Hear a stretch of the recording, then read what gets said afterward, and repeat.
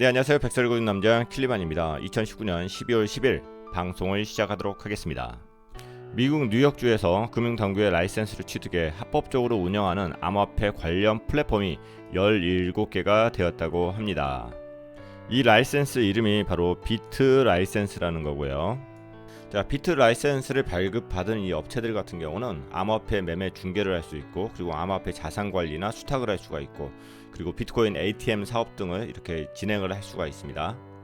자, 뉴욕 같은 경우는 금융의 도시다 보니까 이러한 이제 법규 자체가 가장 까탈스러운 곳으로도 유명합니다. 그래서 코인베이스 같은 경우도 프로젝트가 상장되면은 항상 가로 열고 뉴욕주 제외 이렇게 나오죠. 그래서 뉴욕주에서 이렇게 라이센스를 받았다는 것은 굉장히 의미가 깊다, 이렇게 이해를 하시면 될 것 같아요. 자, 그러면 어떤 회사들이 이렇게 라이센스를 받았는지 확인을 해 보도록 하겠습니다. 여기 나와 있는 것들은 회사들이지 코인 이름이 아닙니다.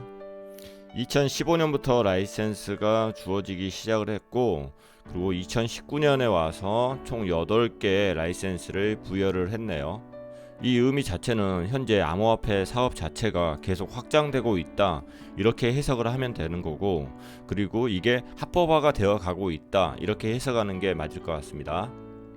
자, 그러면은 어떤 기업들이 있는지 한번 확인을 해 보도록 할게요. 일단 서클 2015년에 승인을 받았고요. 서클 같은 경우는 골드만삭스의 자회사입니다. 골드만삭스가 투자를 하는 회사인 거고, 그리고 전 세계 수천여 개의 기관 파트너들을 가지고 있습니다. 그리고 USDC라는 스테이블 코인도 발행을 했고요. 그리고 2018년도에 폴로닉스를 인수했고, 그리고 2019년도에 폴로닉스가 미국인들을 상대로 사업을 할 수 없어서 아예 분리를 해버렸죠. 그리고 OTC 시장에서 굉장히 활발하게 움직이고 있는 것 같아요. 그래서 장외 시장에서 많은 활동들을 하고 있고, 그리고 다양한 사업들을 하고 있다, 이렇게 생각을 하시면 될 것 같습니다. 그리고 리플사는 여러분이 다 아시는 그 리플사이고, 이게 리플 회사를 의미하는 거지 XRP를 의미하는 것은 아닙니다. 그리고 우리가 알만한 회사들이 이제 거래소들, 비트플라이어 같은 경우도 거래소고, 코인베이스도 거래소고요. 그리고 비트 스탬프 거래소고, 그리고 로빈후드 거래소이고, 그리고 비트코인 ATM기를 다루는 업체들이 승인을 3군데가 받았어요. 대표적인 게 코인소스라는 게 비트코인 ATM기고요. 자, 그리고 코튼 우드라는 곳도 BTC ATM기를 다루는 곳이고, 그리고 리버티 X라는 곳도 ATM기를 다루는 곳입니다. 그리고 나머지 업체들을 한번 확인해 보면은 NYDIG라는 곳 같은 경우는 여기가 뉴욕 디지털 인베스트 그룹을 의미합니다. 그래서 뉴욕 디지털 투자 그룹을 이야기하는 거고, 주로 하는 업무가 커스터디 서비스를 운영을 많이 하는 것 같아요. 자산 운영사로 보시면 되는 거고요. 그리고 비트페이는 암호화폐 결제 시스템을 운영하는 곳이고요. 그리고 스퀘어 같은 경우도 이제 모바일 결제 시스템을 운영하는 것이고, 그래서 2군데가 결제 시스템 쪽을 운영하는 곳이다, 이렇게 보시면 될 것 같습니다. 그리고 이 사포라는 곳은 암호화폐 보안 업계에 해당되고, 그리고 코인베이스가 여기 사포에 있어서 기관 사업에 해당되는 부분은 아예 인수를 했습니다. 자, 제네시스라는 회사들이 굉장히 많은데, 여기서 의미하는 제네시스라는 것은 제네시스 글로벌 트레이딩이라고 뉴욕 기반의 그 암호화폐 거래소를 이야기합니다. 그리고 디지털 커런시 그룹이라고 DGC라는 회사의 자회사에 해당되는 거고요. 그래서 여기도 사실은 거래소에 해당됩니다. 소파이 같은 경우는 금융회사로 보면 될 것 같고요. 소셜 파이낸스의 약자라고 보면 됩니다. 주로 이제 그 대출이나 모기지, 그리고 이제 프로젝트 파이낸싱 같은 이제 업무를 담당하고 있고요. 그리고 제로 해시하고 SXCM 같은 경우는, 여기 같은 경우는 디지털 자산 상품 거래소, 여기도 이제 거래소에 이제 해당이 됩니다. 자, 그리고 2군데 다 스피드 CX라는 회사가 있는데, 거기 회사의 자회사에 속해 있고요. 자, 그리고 타곰이라는 곳은 디지털 통화 중개 회사에 해당됩니다. 그리고 타곰이라는 회사 자체도 코인베이스가 인수를 했고요. 그래서 보면은 총 18군데 중에서 하나, 둘, 셋, 넷, 다섯, 여섯, 7개가 거래소에 해당된다, 이렇게 보시면 됩니다. 그리고 재밌는 것 자체가 이제 코인베이스가 여러 회사들을, 여기서 보이는 2개의 회사를 이제 인수한 것처럼 보이는데, 뉴욕주 라이센스뿐만 아니라 미국에는 다양한 라이센스들이 있습니다. 그래서 전통 금융 시장에서 이 암호화폐나 블록체인 쪽으로 게임을 시작하려고 하면은 본인들이 라이센스를 따는 게 아니라 라이센스를 가지고 있는 스타팅 기업들을 아예 인수를 해버립니다. 꽤 많은 전통 금융 시장이 라이센스를 가지고 있는 업체들을 계속 인수하기 위해서 노력을 하고 있고, 실질적으로 뭐 인수를 했는데 언론 보도가 안 되는 경우들이 많이 있습니다. 그래서 우리가 여기서 이제 찾아야 될 것 자체는 라이센스를 받기 힘든 뉴욕 같은 곳에서 이렇게 라이센스가 꾸준히 늘어나고 있다. 이게 의미하는 것은 암호화폐나 블록체인 자체가 지금 금융시장에 잘 녹아들고 있다. 이렇게 이해를 하시면 될 것 같습니다. 자, 찌라시에 의하면 중국 CBDC 시범 사업이 선전시하고 수저우 시부터 시작될 거라는 이야기가 나왔습니다. 중국 중앙은행 발행 디지털 화폐가 광둥성에 있는 선전이나 장수성에 있는 수저우에서 우선적으로 발행될 것이라는 관측이 나왔습니다. 해당 시범 프로젝트는 인민은행이 주도하며, 인민은행이 중앙은행이죠. 그리고 중국의 4대 은행, 공상은행, 농업은행, 그리고 중국은행, 건설은행, 그리고 3대 이동통신사 차이나 모바일, 차이나 텔레콤, 차이나 유니콤이 참여할 예정에 있다. 자, 파니페이 인민은행 부총재는 DCEP 설계나 표준 재정 그리고 테스트가 마무리됐다고 언급했으며 시범 사업을 진행할 것이라고 예고한 바가 있습니다. 그리고 이번 시범 프로젝트는 선전시에서 이런 이야기가 나온 것 같아요. 두 단계로 나누어지는데 1단계는 올해 말 작은 범위 내에서 진행되는 폐쇄식 테스트이고 2단계는 내년 선전 대부분의 지역에 보급되는 것으로 덧붙였다. 다른 인민은행 관계자는 DCEP를 결제 시스템에 도입하는 테스트는 진행했으며 현 결제 시스템이 이미 어느 정도 디지털 화폐를 지원하고 있기 때문에 큰 개선은 필요 없다고 말했다. 이게 공식 발표가 아니라 찌라시라고 보시면 됩니다. 복수 유력 미디어라고 했는데 그냥 아직까지는 찌라시로 보는데 이게 전부 다 사실이지 않을까 이렇게 보시면 될 것 같고요. 지난번 뉴스에서 제가 중국에서 현재 중국 은행들이 자금을 통제하고 있다 이렇게 말씀을 드렸죠. 제가 11월 21일 방송에서 이렇게 언급을 했죠. 허베이성, 저장성, 선전시 등에서 예금 인출 등기 제도를 시범적으로 운영을 한다. 그래서 법인 계좌 같은 경우는 50만 위안, 그리고 개인 계좌는 10만 위안 이상을 인출하지 못하도록 엄격하게 통제하고 있다. 이렇게 말씀을 드렸고 중국 쪽에 확인을 해봐도 이게 사실이더라고요. 그렇게 지금 자금에 대해서 어느 정도 제한을 지금 두고 있다. 이것은 팩트였던 거고요. 그리고 이번엔 시범적으로 CBDC를 운영하겠다고 이야기한 곳이 바로 선전시에 해당됩니다. 그리고 지리적으로 선전시 같은 경우는 홍콩 바로 위에 있는 곳입니다. 찌라시가 맞다고 하면은 선전시에서 자금을 통제하고 나서 CBDC를 이곳에서 시범사업으로 운영하는 게 맞지 않나 이렇게 생각이 드네요. 자, CBDC 사업이 이게 가시화가 되면은 전에도 말씀드렸듯이 중국은 암호화폐 사업을 꽤 많이 통제를 할 겁니다. 그래서 다단계나 위험성이 있는 것 같은 경우는 굉장히 탄압을 하거나 아예 철폐를 할 거예요. 그래서 이런 뉴스들이 굉장히 많이 나올 수 있다. 그래서 금융 세력들은 이런 뉴스들을 굉장히 더 많이 이용해 먹을 수 있다. 이렇게 생각을 하셔야 될 것 같고 지금 중국 같은 경우는 블록체인 사업 자체를 아예 철폐를 하려고 하는 게 아닙니다. 블록체인 플러스 사업을 활성화를 지금 시키려고 하는 거예요. 그래서 건강한 블록체인 사업에 대해서는 계속적으로 활성화를 시킬 것이다. 이거에 대해서 우리는 구분을 해야 된다. 이렇게 말씀드리고 넘어가겠습니다. 자, 중국 소식입니다. 중국에서 현지 최초로 행정 부분에 있어서 블록체인을 접목한다고 이야기를 했네요. 자, 알리바바가 광저우시 하이주구와 행정 부분 블록체인 기술 접목에 나섭니다. 중국 내에서 금융과 물류 등 분야의 블록체인 접목 시도는 있었지만은 행정 서비스 부분 기술 활용은 이번이 처음이라고 하네요. 이번 협력을 통해서 블록체인을 행정 모델 전반에 적용하기 위한 연구, 애플리케이션 개발을 공동으로 추진하는 한편 정부 각 부분 데이터, 프라이버시, 보안성 등을 강화한다는 계획에 있습니다.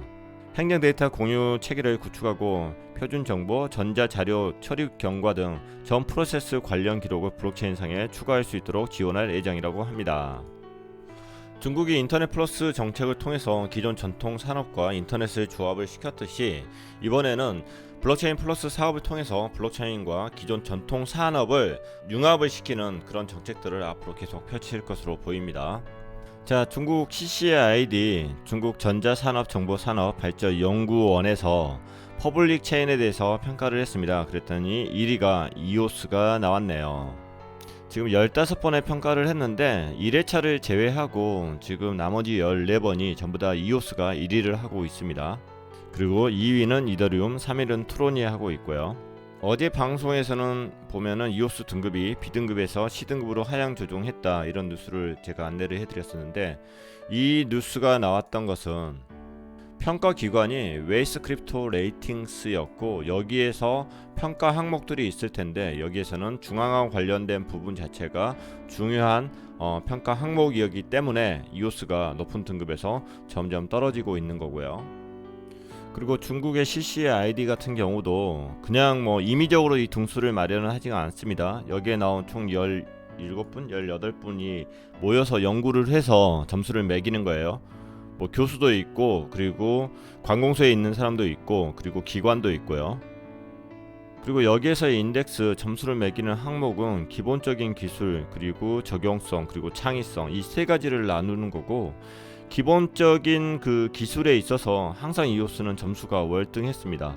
자, 그리고 토론도 많이 올라가고요. 이 이유는 바로 속도가 둘 다 빠르기 때문에 그런 부분을 베이직 테크니션로 놔두었을 것 같고, 그리고 이오스 같은 경우는 시스터 체인이나 아니면은 사이드 체인 같은 경우가 만들기가 굉장히 쉽죠. 그리고 적용성이나 창의성 같은 경우는 이더리움이 점수가 더 월등하죠. 그 이유를 결과론적으로 보면은 뎁사들이 이더리움 쪽에 더 많이 간 이유가 적용하기도 편하고 창의성을 발휘하기도 편하고 그런 이유이지 않을까 싶어요. 그래서 이런 점수를 매기는 기관의 그 점수 추이도 굉장히 중요하고, 어떠한 항목으로 그 점수를 매기는지 그것을 보고 분석을 해보는 것도 중요하지 않을까 싶네요. BP들이 중국 쪽에 많이 몰려 있기 때문에 중국에서 점수를 많이 준다, 그러면서 이오스를 중국계 코인이다, 이렇게 이야기하는 것은 정말 공부 안 하신 분들이 하시는 이야기 같고요. 그리고 내년 가서 이더리움 자체가 내년이든 내후년이든 POS 방식으로 완전히 바뀌어서 속도 부분을 해결해 낸다고 하면은 CCID에서도 점수가 더 올라가지 않을까, 이렇게 생각해 볼 수 있을 것 같습니다. 물론 내년 가면은 이오스든 트론이든 더 분발할 걸로 생각을 하고요. 어디든 플랫폼 코인 자체가 성장을 하면은 나머지 코인도 같이 성장할 것이다, 이렇게 생각을 하고 있습니다. 국내 소식 몇 개 살펴보도록 하겠습니다. 원희룡 제주지사가 이렇게 이야기했네요. 블록체인 특구 지정에 재도전하겠습니다. 자, 제도는 지난해 전기자동차 관련 규제 자유특구와 함께 블록체인 규제 자유특구 지정을 추진했으나 정부는 부산을 블록체인 특구로 지정을 했습니다. 자, 원지사는 이렇게 이야기했습니다. 제조업 등 기존 산업에 취약한 제도의 약점이 블록체인과 같은 핵심 기술 분야에서 오히려 앞서 나갈 수 있는 매력이 있습니다, 이렇게 이야기를 했고, 그리고 새롭게 블록체인 특구 지정에 새로운 도전을 하겠다고 이야기를 했으니까 응원해 듣도록 하겠습니다. 자, 업비트에서 이그니스 에어드랍을 지원하지 않겠다고 이야기했네요. 이그니스라는 프로젝트는 시총 138위에 해당되고 일종의 배당금 지원을 지급하지 않기로 해 비난을 사고 있다고 합니다. 이그니스 보유자를 대상으로 콜이라는 토큰을 에어드랍할 예정이라고 하는데, 국내 거래소 중에는 프로비트하고 한비코만 에어드랍을 지원하기로 했다고 합니다. 국내에서 이그니스 거래량이 가장 많은 곳은 업비트라고 이야기를 하고요. 전 세계에서 거래량이 두 번째 되는 규모라고 합니다. 그리고 업비트가 이렇게 에어드랍하는 콜 토큰을 에어드랍을 안 해주게 되면은 업비트 자체적으로 이것을 챙길 수 있는 상황이 될 수 있다, 이런 의혹이 제기되고 있고요. 업계에서도 이 같은 이용자 추측이 전혀 불가능하지 않다라고 이야기를 했고, 업비트 측에서는 모든 마케팅 활동을 같이 하는 것은 아니라고 강조했다고 합니다. 업비트 측 이야기도 틀리진 않을 거예요. 모든 에어드랍을 여기 업비트 쪽에서 다 지원해줘야 될 필요는 없죠. 왜냐하면은 이것저것 수없이 너무나 많다 보니까 그럴 수는 있습니다. 하지만은 지금까지 에어드랍 되는 것들을 지원해주지 않은 것들이 굉장히 많아요.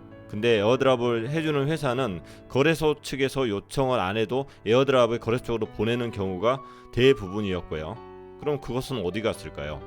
그 물량이 한두 푼의 물량도 아니고 어마어마한 물량인데 자선 사업을 했을까요?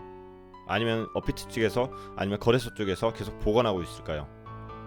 그 물량 자체가 시장에서 그냥 다른 거래소 쪽에서 팔아버리는 물량이고 그것을 회사 비용으로 쓰거나 아니면 개인 비용으로 쓴다고 하면은 그 프로젝트의 가격들 가치가 뚝 떨어져 버리는 거잖아요. 가격이 뚝 떨어져 버리는 거고. 그래서 만약에 지원을 해주지 않는다고 하면은 그 물량을 어떻게 처분했다, 되돌려 보냈다, 아니면 소각을 했다, 아니면 절대 사용하지 않겠다, 이러한 것에 대한 언급도 분명히 있어야 되지 않을까 싶네요. 블록체인 산업 자체가 메리트가 있는 것 중에 하나는 투명성인데 지금 현재 블록체인 산업이나 크립토 시장에서 일어나고 있는 일들은 투명하지 않고 굉장히 닫혀 있다, 이런 생각밖에 안 드네요. 조금 더 투명한 거래소들이 많이 나왔으면 좋을 것 같습니다. 자, 한국은행 소식이 방금 전에 올라왔네요. 한국은행에서 암호화폐 전문가를 뽑는다고 합니다. 한국은행이 디지털 화폐와 암호자산 관련 전문가를 채용할 예정에 있습니다. 중앙은행 발행 디지털 화폐 CBDC 기술 개발을 위한 수순 밟기라는 분석도 나오고 있고요. 한은금융결제국은 오늘 31일까지 지급결제 분야의 디지털 혁신 연구를 담당할 박사급 연구 인력 1명에 대한 채용 지원서를 받습니다. 이 인력은 디지털 화폐와 암호자산 등 지급결제 분야의 디지털 혁신 사례와 관련한 기반 기술을 연구하게 될 예정입니다. 블록체인 기술을 활용한 지급결제 시스템 설계, 구현과 운영 방안도 연구할 예정에 있고요. 한은은 올해 1월 CBDC 개발 필요성이 작다고 밝혔지만은 1년도 안 돼 이 같은 방침이 바뀐 것으로 해석할 수 있다고 미디어는 설명했습니다. 내년 1월 인사 때 CBDC 관련 조직 개편이 이루어질 가능성도 커지고 있다고 진단했습니다. 자, 드디어 대한민국 한국은행도 이렇게 CBDC에 대한 개발을 공개적으로 하는 상황이 왔습니다. 전 세계 70%의 중앙은행들이 현재 CBDC 개발을 하고 있고 최소한 연구들을 하고 있습니다. 그리고 한 개 나라, 두 개 나라, 그리고 그게 선진국이 나서서 CBDC를 발행을 했다. 그러면 나머지 나라들은 쫓아갈 수밖에 없는 거죠. 그래서 CBDC 발행 자체는 시대적인 흐름이다, 이렇게 말씀을 드리고, 그리고 CBDC가 발행이 되고 이게 가시화가 될수록 암호화폐의 좋은 영향과 나쁜 영향이 두 개 다 동시에 올 겁니다. 규제하고 통제 자체가 굉장히 강해지면서 기존에 있었던 부실한 암호화폐 쪽은 이런 플랫폼 자체가 전부 다 괴멸될 확률이 높습니다. 그리고 이런 이제 법규 안에 들어가도 안전하게 살아남을 이제 프로젝트들만 이제 살아남게 되는 거죠. 그래서 기회가 왔을 때 꼭 본인들의 투자 자산에 대한 리밸런싱을 하는 게 굉장히 중요하다, 이렇게 강조하고 넘어가겠습니다. 자, 마셜 제도에서 암호화폐 SOV라는 것을 개발하는데 여기에서 이런 이야기가 됐네요. 이오스에서 영감을 받았다. 마셜 제도 공화국이 법정 암호화폐 소버린이라는 것을 개발하고 있다는 소식이 알려진 지 1년이 지난 가운데 SOV 블록체인 인프라 개발사에서 이렇게 이야기했습니다. SOV 설계는 이오스와 유사하며 실제로 블록원으로부터 영감을 받았습니다. SOV 백서에서 이오스 합의 알고리즘 디포스 방식을 암시하는 부분을 찾아냈다고 설명했습니다.